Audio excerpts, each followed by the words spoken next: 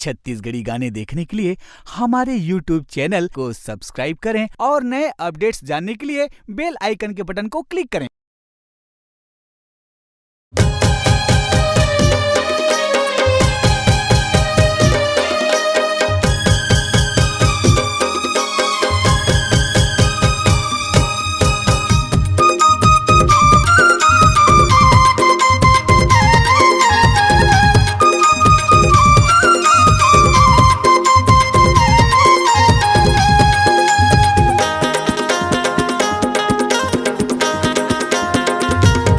का बताओ जी मोर भाई भारी हो के है कर लाई। का बताओ जी मोर भाई भारी हो के है कर लाई। खेती खार के चक्कर में नहीं मिलत मोला बाई। हाथ गोड़ के भरोसा में नहीं मिलत मोला बाई। का बताओ जी मोर भाई मोर होगे है कर लाई। का बताओ जी मोर भाई मोर होगे है कर लाई। नौकरी चाकरी के चक्कर में नहीं मिलत मोला बाई। धन दौलत के चक्कर में नहीं मिलत मोला बाई।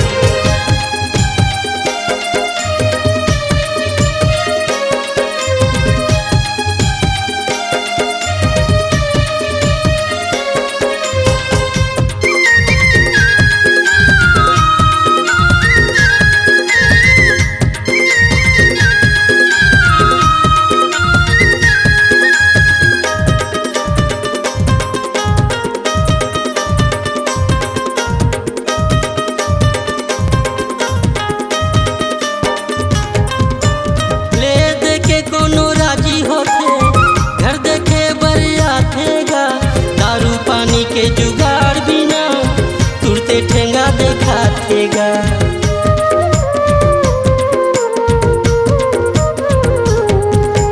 ले देखे कोनो राजी होते घर देखे बरे आतेगा।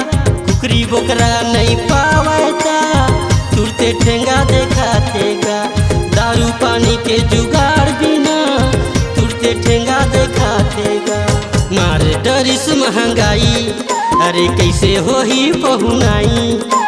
मारे डरिस महंगाई अरे कैसे हो ही पहुनाई। खेती खार के चक्कर में नहीं मिलत मोला बाई। हाथ गोड़ के भरोसा में नहीं मिलत मोला बाई।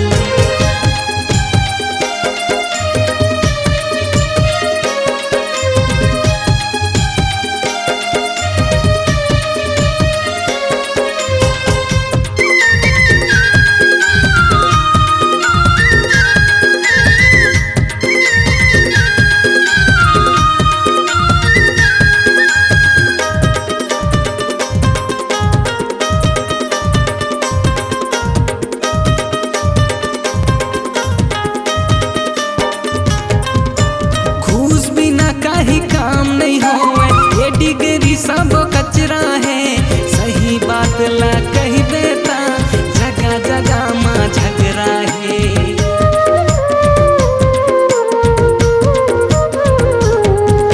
घूस बिना काही काम नहीं हुए। ये डिग्री सब कचरा है सही बात ला कही देता।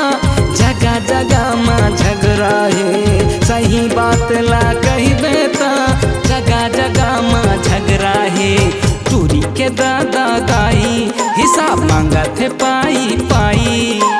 चोरी के दादा दाई हिसाब मांगत है पाई पाई। नौकरी चाकरी के चक्कर में नहीं मिलत मोला पाई। धन दौलत के चक्कर में नहीं मिलत मोला पाई।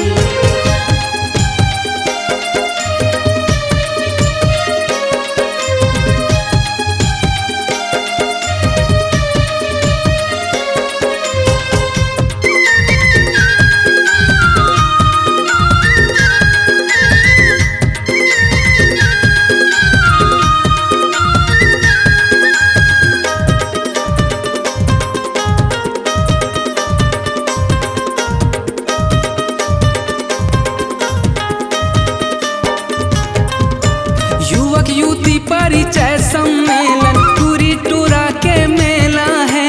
कब होला जोड़ी जमत नहीं है, कबाही मंगल बेलाए।